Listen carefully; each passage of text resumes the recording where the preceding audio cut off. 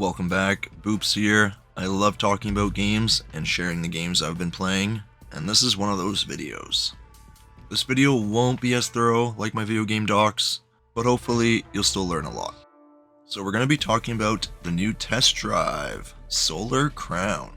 I used to always go over to my neighbors and play Test Drive Unlimited 1 and 2, and later I got Test Drive Unlimited for my PSP and my PS3. I don't fully remember those games, so I'm not going to be able to do like a really good comparison, but Solar Crown has very similar vibes. As the name implies, the game is about test driving cars. Okay, well, there's a lot more to do, but one of the main things I remember me and my neighbors doing is going to different dealerships and test driving supercars. The game has an emphasis on driving professionally and cleanly. This sometimes includes using your turn signals. You can also open your windows, change the radio, lift and lower the spoiler if you have one, or the sunroof. You have like complete control of your car.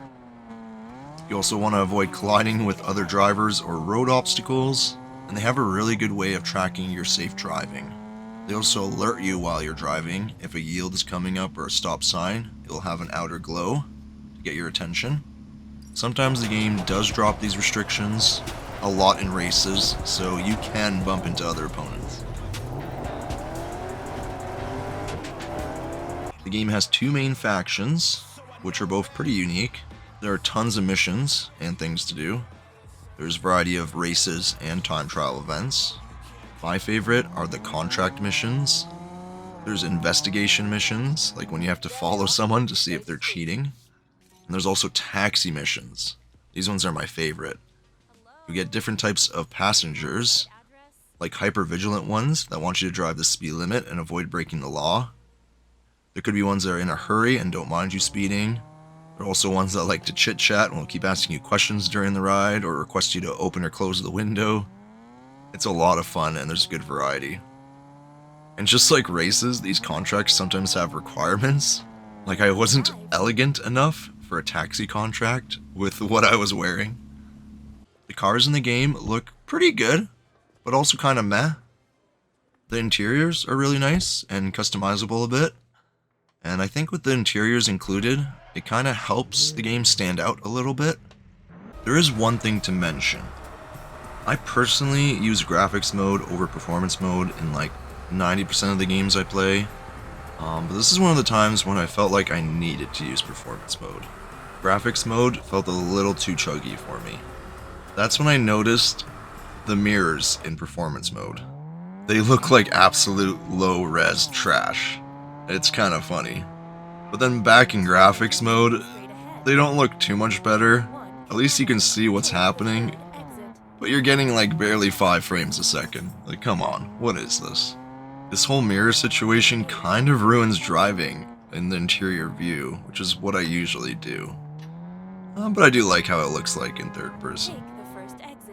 The NPCs look very meh and outdated, but it's whatever. So the map is Hong Kong Island. It's a 1-to-1 scale recreation. It's a nice surprise and change of things.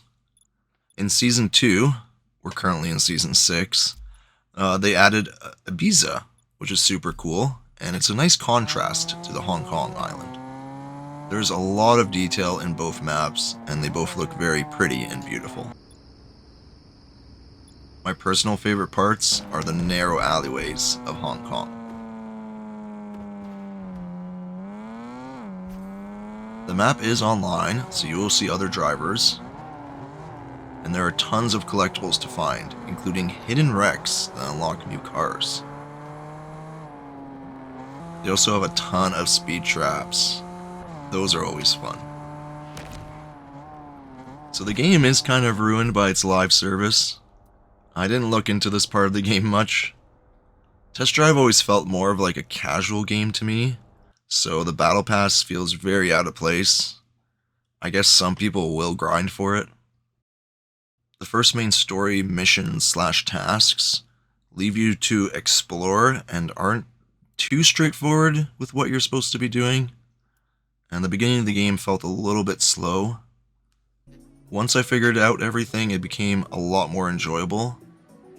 This is a good game to play while watching something on the side.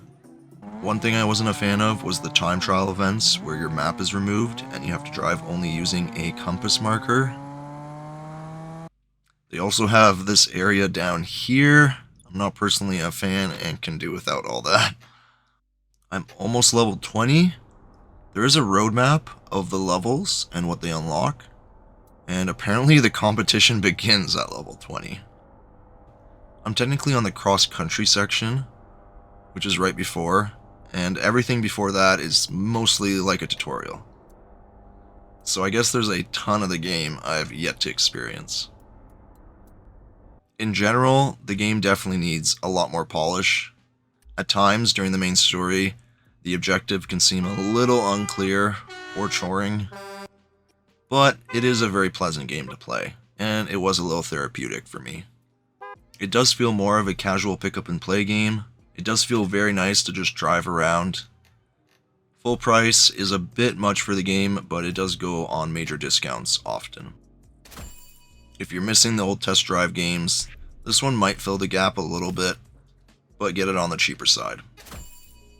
Thank you guys for watching and listening. I hope you enjoyed, maybe learned something new. I talk about a bunch more games on my channel. Check it out. There'll be links to a bunch of things in the description. And I'll see you in the next one. Later.